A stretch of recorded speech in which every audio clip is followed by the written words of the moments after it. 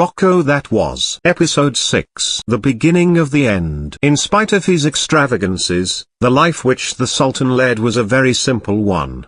He rose early, and after prayers at dawn left the privacy of his palace for the buildings in which he held his court.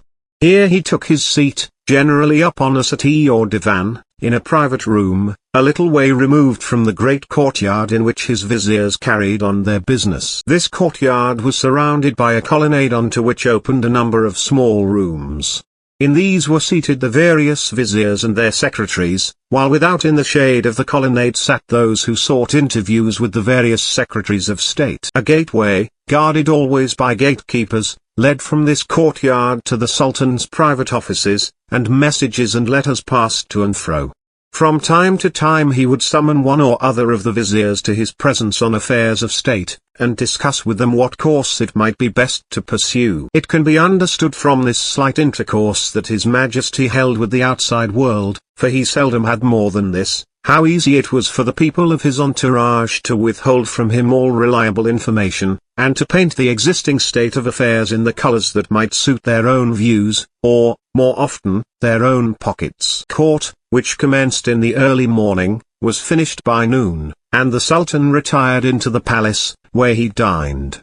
He ate always alone, and, as is the custom all over Morocco, with his fingers. This habit, which seems almost revolting to Europeans, is by no means an unclean one, for the hands are washed in warm water both before and after the meal, and the food is always cooked in such a way that it can easily be broken. A habit of our own, which we consider far more cleanly than eating with our fingers, is looked upon by the Moors as filthy, that is, washing our hands or face in a basin, and, still more, taking a bath where the water is not running. The cleaner we become, they say, the dirtier the water we are washing with must necessarily be, and eventually we step forth as cleansed from water which is no longer clean. A Moor to wash his hands has the water poured from a vessel over them, and never by any chance dips them into the dirty water. The same way in their baths, the water is thrown over their bodies out of bright brass bowls, and flows away through holes in the marble or tile floor. His midday meal over, the Sultan would rest for a while, generally issuing from the palace about 3 o'clock. There was no afternoon court, and on this account Mullah Abdulaziz was free to spend the rest of the day as he pleased, and generally did so in the company of his European employees and friends. Bicycle polo, cricket, and tennis were the order of the day. One evening, after a longer game of tennis than usual, we commenced to take in the net, as rain seemed probable. His Majesty had just retired into the palace, but had left his pocket handkerchief tied to the top of the net, where he had fixed it, as the light was waning, and it was difficult to distinguish the net's height. I unfastened the handkerchief, but feeling something large tied up in a corner of it, I examined it more carefully. It was a cut diamond, about the size of a small walnut, which His Majesty had lately purchased. Carefully secreting the handkerchief and its valuable contents in my pocket, for there is no means of getting at the Sultan once he has entered the recesses of the palace, where women only are allowed, I proceeded to leave the precincts by the usual exit. I had crossed one courtyard and was near the outer gate when I became aware that one was pursuing me. I took in the situation and ran, but I was no match for the Sultan, who, stirred to more than usual activity by the loss of his valuable jewel, came down upon me like a whirlwind. Almost before I realized that I was caught, I was lifted off my feet and thrown to the ground, while Mullah Abdulaziz, his knees pinning down my elbows, was rifling my pockets. He soon discovered his diamond, still tied in the handkerchief, but, not content with that, he deprived me of a pocket-book, a ring I was wearing on my watch chain, a necktie pin, and a cigarette case. He let me go at last, laughing at the adventure, but I never saw my property again. On another occasion I was present when one of the court officials came to offer his respects to the Sultan on receiving a high appointment. This man was the now famous Haj Omar Tartsi, the present vizier of government domains. I was standing talking to His Majesty alone in a courtyard along one side of which were situated the cages of the Sultan's wild beasts, when Haj Omar entered. Prostrating himself barefoot on the marble floor, he touched the ground with his forehead. The Sultan, scarcely heeding him, made a few formal remarks, and then turning to me, asked abruptly, "Do you know this man?" I scarcely did, but aware of His Majesty's love of humour, I thought I saw the opportunity for practical joke upon Haj Omar, whom, being a Fez town Moor, I rightly guessed to be a coward.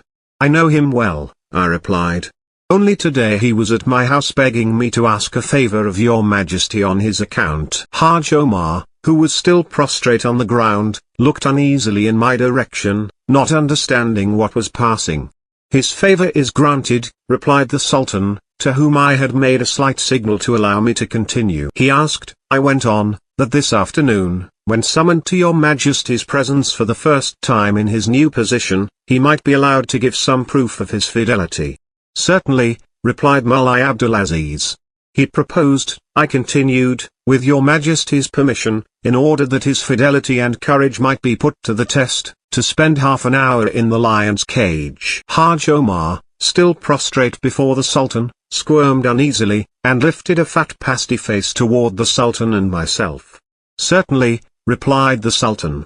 "If your Majesty bids me die, I am ready to do so," came a feeble voice trembling with emotion from the ground. "Call the slave who has the keys of the lion's cage," replied the Sultan, and at the same time he moved in the direction of the wild beasts, Haj Omar following him on all fours. The slave arrived, but Haj Omar's terror was now so evident that the joke could no longer be kept up. Seizing me by the hand, the Sultan led me away, and Haj Omar fled. We played another joke on Haj Omar before I left Fez, and on this occasion Menabi was my accomplice, if not my instigator. Haj Omar was pointing out to the Sultan the arrangement of a new flower garden then in course of construction. His Majesty stood somewhat in advance, and the rather stout, pompous little courtier a little behind him on his right. Menabi and I, who had wandered a short distance in another direction, soon made a discovery, a pump and a long hose. Standing the pump in the water tank, I proceeded with the hose till I reached Haj Omar, and just as I put the nozzle down the back of his neck, Menabi began to pump. The rich Moors never wash with cold water, and the voluminous stream which began to flow down Haj Omar's back nearly caused him to have a fit. The water poured out of his baggy trousers into his yellow slippers, but he daren't say a word, for His Majesty was addressing him. "It shall be done as your Majesty commands," he replied, when the Sultan had ceased speaking, but his voice was so trembling, so truly pitiful, that Mullah Abdulaziz turned hurriedly to see what had happened. It was a sad object that met his view: Haj Omar Tartsi standing shivering and dripping in a pool of water. Etiquette forbids the Sultan to laugh in public, but etiquette couldn't help him covering his face with the long sleeve of his jlab to hide his merriment, and walking hurriedly in another direction. The mention of etiquette recalls in my mind one or two of the traditions of the Moorish court. In comparison with the barbaric splendor of the Sultan's state appearances in public, when, in the shade of the crimson and green velvet umbrella, he receives his tribesmen, his private life is simple. There is perhaps no more picturesque sight in the world than one of these Morocco processions. The ragged troops in blue and red, who, with a background of crumbling yellow walls, line the palace squares, the blue sky above, the led horses in their gorgeous trappings of colored silks, the white-robed court officials on foot, the splendor of gold-embroidered banners, and in the center of it all the Sultan himself, swathed in flowing white robes, the only figure on horseback, all help to form a picture that, once seen, can never be forgotten. Then suddenly a great cry rends the air: "May God bless the life of our Lord the Sultan!" And the motley company bow as His Majesty, still shaded by the great umbrella of state, rides into their midst. Compared in picturesqueness to this gorgeous pageant, European state ceremonies are poor indeed. But in his private life the Sultan is simple enough. No man, of course, crosses the precincts of the inner palace, where women only are allowed to enter, but Mullah Abdulaziz on several occasions spoke to me of the boredom of his domestic life. He recounted one or two facts which show that, autocratic monarch as he is, his actions are much restricted by precedent.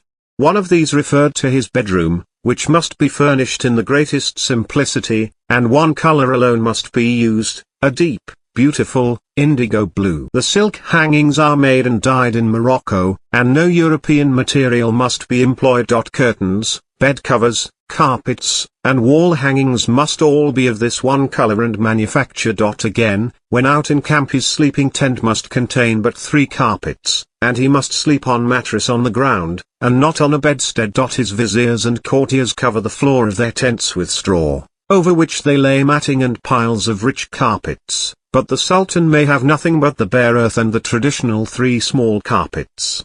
In wet weather he is obliged to wade ankle deep in mud, while the slave waits to wash his feet as he steps onto the rug on which the mattress is spread. No doubt this simple sleeping tent owes its origin to days when constant dangers threatened the sultans on their camping expeditions, and when they were liable to be called up at night to lead their troops into battle. But however it may have originated, the custom, a particularly uncomfortable one, remains unchanged today. During the daytime the Sultan may spend his time in other tents, where no restrictions are placed upon his luxuries and comforts. There is a certain room in the palace at Fez to which a recognized tradition pertains. The construction dates from a remote time, and there is supposed to exist, somewhere built into its walls, a certain charm. The purport of this charm is that as long as this particular chamber in the palace remains intact, no sultan will die in Fez, and, curiously enough, no sultan has died in Fez since the room was built. His Majesty described the chamber to me, for it is situated in the interior of the palace, where no men may enter. It is a large hall, richly furnished with its original rugs and divans, and every night special slaves, whose duty it is, light the many candles that are supported in the chandeliers. 2 huge candles, brought from Mecca once a year, are the only ones that are lit more than once, all the others are replaced nightly. Nor may European candles be used, they must be of Fez manufacture. The ceiling, rich in carving, still exists, but the roof above has been replaced again and again, one layer above another, without ever removing the underneath ones, lest the charm should be destroyed. In the same way the walls have been strengthened from the outside, until their thickness is immense. So exactly has this room been left in its original state that in one corner of it stands a ladder which has never been removed, while skins for holding water are still hanging on the walls, little left of them but their gold spouts and pendant cups. Mullah Abdulaziz was an expert bicyclist, and there were often great games of bicycle polo of an afternoon in one of the courtyards of the palace. The only other Moor who played was Menabi, then at the height of his power and influence. The Sultan was a plucky but careful rider, seldom coming to grief, and handling his machine with the most perfect judgment. Menabi was equally plucky, but much more excitable, and I have seen him, in pursuit of the ball, charge at full speed into the palace wall, to be rescued from what looked like a lot of broken umbrellas a minute later, as he shouted wildly for a new bicycle. As the Sultan was always supplied with the most expensive articles that could be purchased, most of his bicycles were of aluminium, and therefore not suited to bicycle polo, but the more that were broken the more were required, and his commission agents reaped their harvest. The record, I think, was taken by a young secretary of the British legation, who successfully smashed 6 in one afternoon. But it was not at polo alone that Mullah Abdulaziz was a skillful bicyclist, for he could perform a number of tricks that would almost have done honor to a professional. I have seen him myself ride up a steep plank laid against a packing case, then along another plank forming a bridge to another packing case, and down an incline at the end again. On one of these occasions he fell, and lodged on his head, but after being stunned for a minute or two, remounted his bicycle and successfully accomplished his object. I only once saw him annoyed, and it was with myself. We were standing on the summit of an old outer wall of the palace. Immediately beneath us, in the shadow of the wall, were a dozen or so ill-clothed, half-starved members of what was inappropriately called the Moorish army. Many of the little group were evidently suffering from fever, very prevalent in Fez in summer, and altogether they formed a pitiful sight. I spoke, perhaps, too warmly of the neglect with which the soldiers were treated, of their stolen pay, of their abject misery, and I failed to notice that the Sultan was not in a mood at that moment to listen to my complaint. "It is," I replied. "Your Majesty doesn't take the trouble to see that your orders are carried out." The blood rushed to the Sultan's face, and he drew himself up. "Remember," he said, "you are speaking to the commander of the faithful," referring to his most coveted title. "I do," I replied, remember it. It is your Majesty who forgets that these men are the faithful. Alas! As far as he is concerned, but few of them were any longer faithful. He bore me no grudge for what I said, and his look of anger passed into one of great sadness. For a little while he stood looking over the great plain that lay before us, then turned and said very gently, "You don't know how weary I am of being Sultan," and tears stood in his eyes. On one occasion while visiting Meknes with the Sultan, I took the opportunity to go to the Jews' quarter of the town, to call on an Israelite family who had often hospitably entertained me at a feast on previous visits. The lady of the house was an extremely portly dame, one might almost say of gigantic proportions, but as kind-hearted as she was large. I was received with open arms by my host and hostess, their children and grandchildren, and after the usual salutations they began to pour out their woes. The Jews' quarter had been raided by Berber tribesmen, and my friend's house and stables had been broken into and robbed. Could I obtain justice for them? Now, in spite of the Sultan's good intentions, justice was about the only thing in the world unobtainable in Morocco. The Sultan, I knew, would order the damages to be repaid by the responsible authorities, but my friends would certainly receive only a very small portion of what they had lost, the rest would disappear en route. I therefore determined to obtain justice from the Sultan by a little ruse.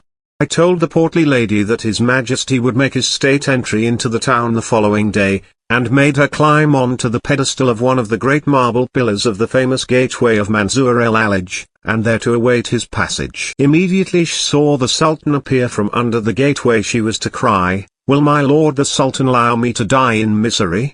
Will my lord the Sultanate protect me?" I told her to look as fascinating as possible. She was well on for 60 years of age and to put on all the finery of gold lace and velvet to which the Israelite ladies of the Moroccan towns are so partial, and which form their national gala dress. She promised to carry out my instructions, and he laid my plans accordingly. An hour or two later he was received by the Sultan, and ventured to remark that I had experienced a curious dream the night before. The Sultan asked me to relate it, and I replied that I had dreamed that I was accompanying His Majesty on his state entry into the town, and that just as we passed under the famous gateway an enormously fat Jewess, in gala attire, clinging to one of the marble columns, cried out, "Will my lord the Sultan allow me to die in misery? Will my lord the Sultan not protect me?" The Sultan was by nature superstitious, and wondered what my dream could mean. Needless to say, I didn't inform him. Everything occurred as I had planned it, with one ludicrous addition. The Sultan emerged from the gate, and there, on the high pedestal of the column, embracing the marble pillar, was my stout friend, shouting out her petition. The Sultan, struck by the coincidence, turned to see if he could catch my eye, and I naturally looked as astonished as he did. But the lady's anxiety to be heard led her to lean too far forward, her hold on the marble pillar was relaxed, and the last I saw of her was taking a header into the midst of scarlet and blue soldiers who lined the gateway. An hour later messengers hurried me into the Sultan's presence. I found His Majesty all excited at the incident, and I explained that no doubt my extraordinary dream was a revelation in order that the woman might receive justice. The Sultan asked me if he knew who she was. "I have seen her more than once," I replied. "Go immediately," said His Majesty, "and find out what she wants." The delight of my friends can be imagined when he entered their house and, on behalf of the Sultan, asked for a statement of claim. I fully reported the matter, and Mullah Abdulaziz sent for one of his own relations, Umrani Sharif, and ordered him to see that the family were immediately refunded for what they had lost, and that their house should be guarded in future. In this manner I knew they would get their money, which they certainly would not have done had the matter passed, in the usual course, through the hands of the viziers. The next day they were paid, and the day after I confessed my plot to the amused Sultan. The year of the Algeciras Conference, 1906, I was back in Fez again after an absence of 3 years. Everything was changed, for the days of prosperity and packing cases were over, and the Mazen had fallen upon evil times. Tribe after tribe had thrown off their allegiance. The robbery and pilfering and corruption were worse than ever. Famine reigned in the city. The campaign which I, as Times correspondent, had carried on in the Times during the preceding year or two, rendered me no persona grata to the Sultan and his court, and even accommodation was refused me and the palace gates hermetically sealed. I stayed for some months, and enjoyed, as I have never enjoyed before or since, the goodwill of the people of Fez. They knew what had happened. They knew that the times had called the attention of the world to the plight of their co-religionists and fellow countrymen in Morocco, and in their suffering and misery they showed an appreciation that was at once most marked and most valued. They knew that the Sultan had refused to receive me, and that the doors of the viziers' palaces were closed to me, and they knew, too, the reason that I represented a great newspaper, the columns of which have always been open to the cries of distress of ill-used and neglected peoples, and that their plaints had already reached the British public and the world's public by these means. I shall never forget the sympathy and kindness shown to me by the mass of the inhabitants at Fez at this time.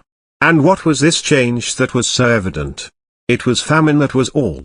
Bread at 7p a loaf, and the loaf the size of a railway station bun. Famine, because a few of the viziers and officials had taken advantage of last year's poor crops to corner wheat, by buying it before it entered the town, and selling it at any profit they liked. Famine, because the same little coterie regulated the price at which even meat might be sold, and alternately robbed the poor and the butchers. Famine, because every necessary of life had to pass through their hands before it reached the public. Famine, because even charcoal, without which no cooking can be done, was cornered. And the caravans of camels which should have been bringing grain from the coast to feed the starving people were commandeered to transport marble for the floors of the viziers' palaces, built with the proceeds of foreign loans and of famine. Yes, 3 years had brought about a change in Fez, and it was not a change for the better. Life and energy seemed to have disappeared. The hangdog starving soldiery, in rags of course, and paid, when they were paid at all, sufficiently well to buy half a small loaf of bread a day, prowled to and fro in the streets, such few, that is, as were left of them, for the greater part had long ago deserted to the pretender, who fed his men, or had sold their rifles to the nearest buyer, and gone back to spread sedition amongst the tribes.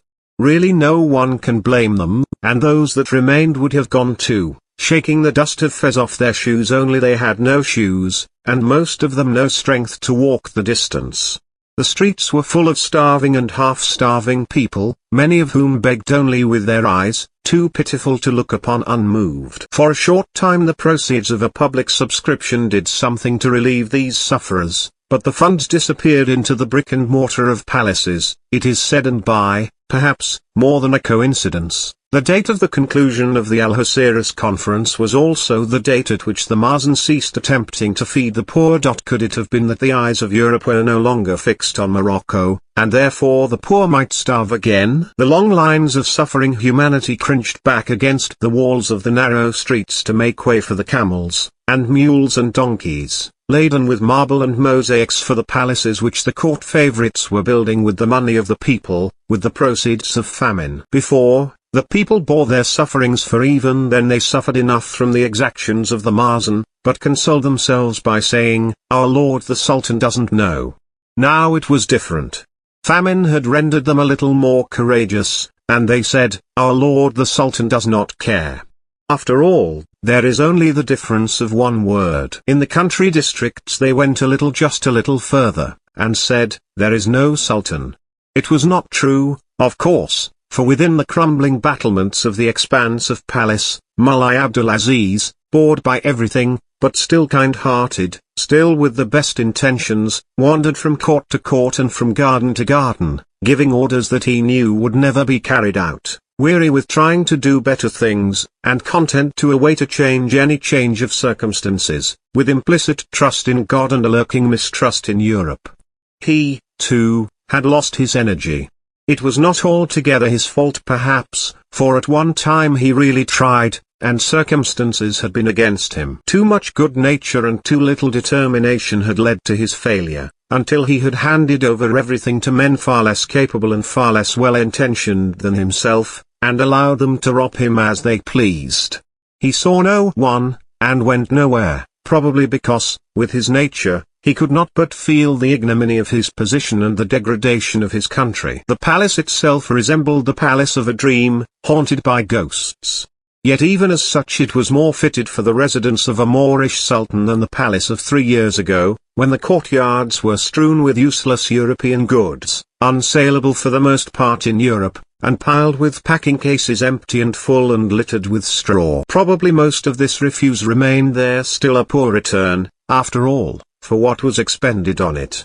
The scene in the great courtyard, surrounded by its columns and arches, in which the Mars held its daily court, was changed to under 10 respective arcades. The viziers sat, sleepily transacting what they called business, that is to say, putting off till tomorrow, or longer, everything that they ought to have done today. There was no life, no movement, in this court now. Where were the soldiers, who, slovenly as they were, added a touch of color to the scene? Where were the country governors and cades and their escorts? Where were the officers of the court in their white robes and red-peaked fezzes? Where were they all? And where was that active lithe figure whose quick stride and energetic movements, whose keen eyes kept the whole fabric together? El-Menabi, where was he? Gone, faded away like phantoms, leaving to a handful of incapable and self-seeking men whose voices were mocked almost in their own hearing the misgovernment of their country. What a wonder that the people all over Morocco said, "We have no sultan." What wonder that they disobeyed and ridiculed the Sharifian commands. What wonder that the Pretender and Raisuli and a score of others had arisen all over the country. No, the only wonder is that the population had not rebelled in a body. But they had no need to do so.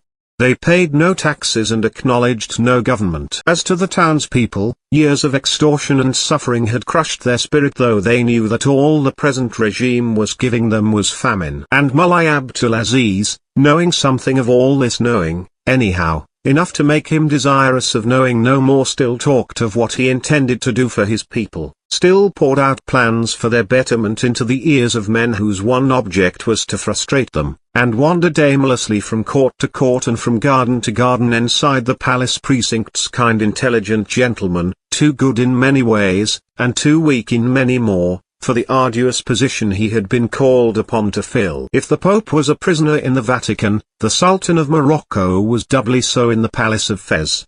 Yet these changes, such as they were, could be apparent only to those very familiar with Fez in former days. To all others the city must be the same as ever, with its narrow tortuous street overhung by, and tunnelled through, the high projecting houses, full of gloom and mystery, with glimpses, here of orange trees peeping over a high wall, there, of tiled minarets and the green roofs of mosques and tombs. A city that extends not a yard beyond the walls that encircle it. Within, a tortuous maze; without, mile upon mile of open country dotted by the thatch huts and tent villages of the tribes.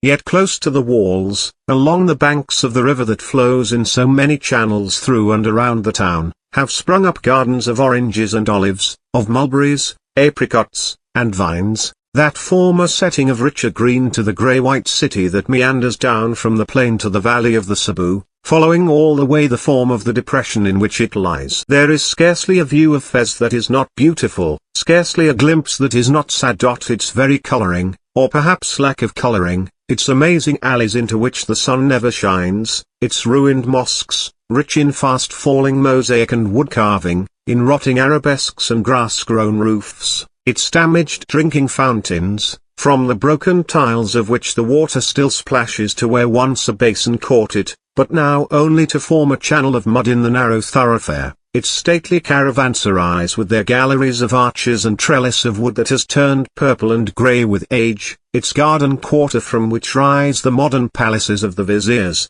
built with the people's money and the people's food, all add a mysterious charm to city that stands alone as an unspoiled example in former prosperity and existing decay. So it is with the people. They wore the despondent sad expression that came from years of oppression, hopeless of the future, forgetful of the past, and yet with one solace left to them, and one only, that God had ordained it so. Nothing would shake their belief that all was predestined, unalterably predestined and inscribed beforehand, high their book of life. It is written, and for them that was enough. While the powers of Europe had been almost on the verge of war over Morocco, while the eyes of the world's public had been fixed upon the conference of Algeciras, while there still lay before the country a future that was unknown, while 1/5 of the land was in the hands of the pretender, while the Sultan's authority scarcely extended outside a few walled cities, Fez had remained unmoved. Fatalists one and all, the Sultan and his viziers, the townspeople and the starving poor had scarcely given a serious thought to the future, to the crisis through which their country had passed, and was still passing. Mullah Abdulaziz wandered from garden to garden and court to court inside the palace walls. His viziers still frustrated the good intentions of His Majesty. There was but little majesty left except in name, and the people still starved, and one and all, firm in their unshakable belief, said it is written. The results of the conference of Algeciras and of the act which promulgated its decisions were what might have been expected. All Europe sent its delegates to the pleasant little Spanish town lying a few miles from Gibraltar, and every government had an axe to grind. They poured new wine vinegar, most of it into old skins, and the result was inevitable. While the special ambassadors, whose titles fill a couple of pages of print in the tiny volume that contains the act, were discussing public works, international police, the state bank, and the differences between fusils res et non res and a host of other things, Morocco was sinking deeper and deeper into a state of anarchy, rendered more hopeless than ever by the rumors which were circulated amongst the tribes as to what was occurring on the other side of the Straits of Gibraltar. From the hills above Algeciras on at least one occasion the smoke of burning villages in the Tangier district. The result of this anarchy was clearly visible. Raisuli was supreme in the north, while to the east of Fez the pretender, Bohomara, still held his own. For Bohomara was a native of the Zahoun tribe, who had been employed at one time as a scribe by a high native functionary of Meknes. His conduct, however, had rendered him quite unsuitable to be maintained as a secretary, for he not only, so rumour says, forged his master's signature, but also caused a replica of the imperial seal to be made, by which he obtained a considerable grant of money. He had also in his spare moments learned a few simple conjuring tricks. Already known as a scholar and a devout Muslim, these other acquirements stood him in good stead. But he was found out, and left Meknes hurriedly. Living on his wits, he made for the Taza districts, situated between Fez and the Algerian frontier, and there acquired, from his scholarship and his conjuring, a very considerable prestige. Almost unconsciously he was accepted as a leader, and eventually declared himself to be Mullah Muhammad, the eldest son of the late Sultan, Mullah Hassan, and therefore the elder brother of the reigning monarch, Mullah Abdulaziz. He caused a great seal of state to be struck, and was proclaimed as Sultan. Mention has already been made of the defeat the troops of Mullah Abdulaziz suffered at his hands in December 1902. His prestige had now reached its zenith, and caused the greatest anxiety to the Moorish court. He ruled eastern Morocco for several years with scarcely varying success. At times, it is true, he was driven back into the mountains of the Rif when Taza was captured by a Moorish army under El-Menabi, the active young minister of war, but Bohomara was always able to reassert his authority and regain his lost possessions. In spite of every effort of El-Menabi to maintain an adequate force, the corruption and incapacity of the court was such that even his energy could avail nothing. The soldiers' pay failed, and the Sultan's troops melted away. It was not until Mullah Hafid had come to the throne in 1912, after the abdication of Mullah Abdulaziz, that Bohomara was captured and brought to Fez. Confined in a cage carried on the back of a camel, the famous pretender was brought into the Sultan's presence. The interview was protracted. For several days Bohomara, squatting in the small space of his cage, was exposed to public view in the great court of the palace where the Sultan held his receptions and the sovereign who held the throne and the pretender who had so long threatened it were face to face. Eventually the prisoner of state was put into the lion's cage in the presence of the Sultan, while the ladies of the court lined the roof of the palace to witness the execution. The lions, however, too well fed, refused to eat him, but mangled one of his arms. After waiting for some time longer to see if the king of beasts would change their minds, the Sultan ordered the pretender to be shot, and he was dispatched by the slaves. His body was afterwards burnt, to deprive him of any possibility, for the Moors believe in a corporeal resurrection of going to heaven. Terrible as was his end, Bohemond himself had been guilty of every kind of atrocity, and had regularly burnt, after sprinkling them with petroleum, any of the Sultan's soldiers that he had been able to capture during his campaigns. The vicinity of the Pretender's jurisdiction to the Spanish port of Melilla, on the Rif coast, had seriously inconvenienced the Spanish authorities and inhabitants of that town, and at length, in order to obtain supplies for the population, the Spaniards had been obliged to negotiate and enter into direct relations with him. A mining engineer told me that he had once accompanied some Spanish capitalists on a visit to Bohemond's headquarters at Saloon. They all went with a certain fear and trembling, but the stake was a big one. They wanted to obtain a concession for the working of some valuable iron mines in the neighborhood. The Pretender received them cordially enough, and invited them to sit down with him on a large carpet spread in the shadow of a tree.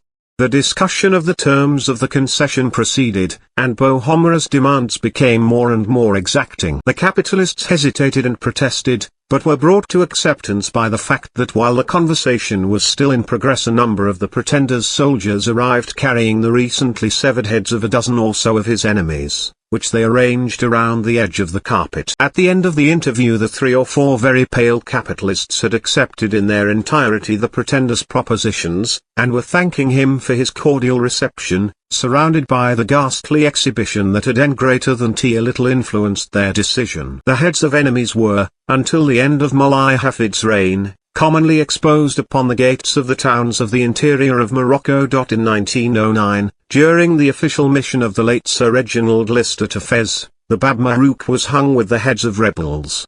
One of these grisly monuments fell, with a resounding thud, as the British minister and some of his party were passing underneath. The manner of affixing them was by passing a wire through the ear, which was fastened to a nail in the wall.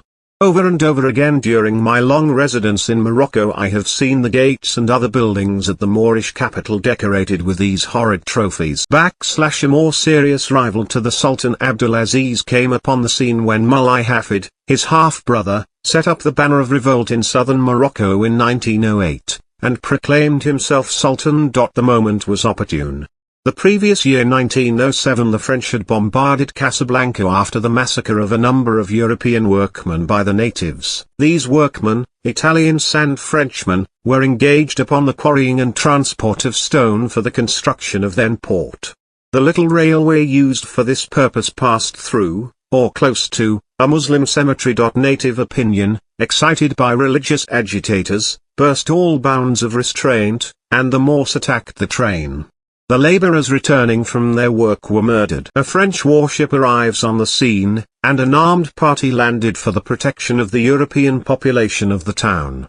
The forts and native official quarters were at the same time bombarded. Scenes of the wildest confusion ensued, for not only was the town under the fire of the cannon of the warship, but the tribes from the interior had taken advantage of the panic to invade and pillage the place. Every sort of atrocity and horror was perpetrated, and Casablanca was a prey to loot and every kind of crime. The European force was sufficient to protect the consulates, and the greater part of the Christian population escaped murder.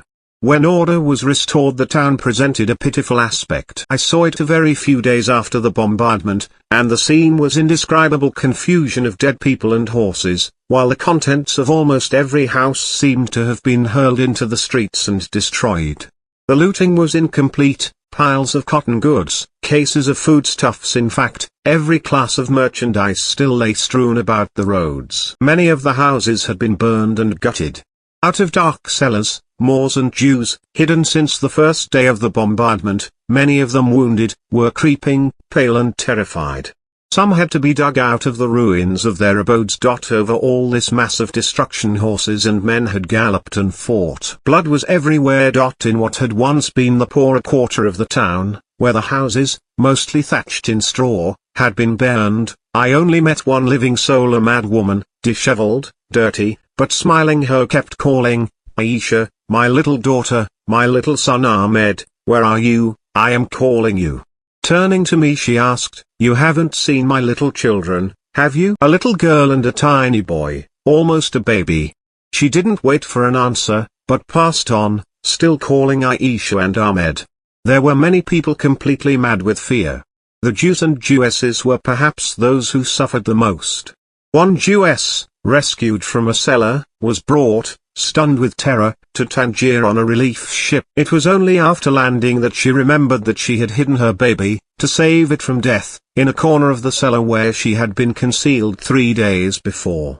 The bombardment of Casablanca and those days of horror necessitated a campaign to clear the surrounding country of the evil tribes that hovered about, waiting another occasion to murder, rape, and pillage. LLMTBE, beginning of the French occupation of Morocco, and the final end of centuries of cruelty, corruption, and extortion.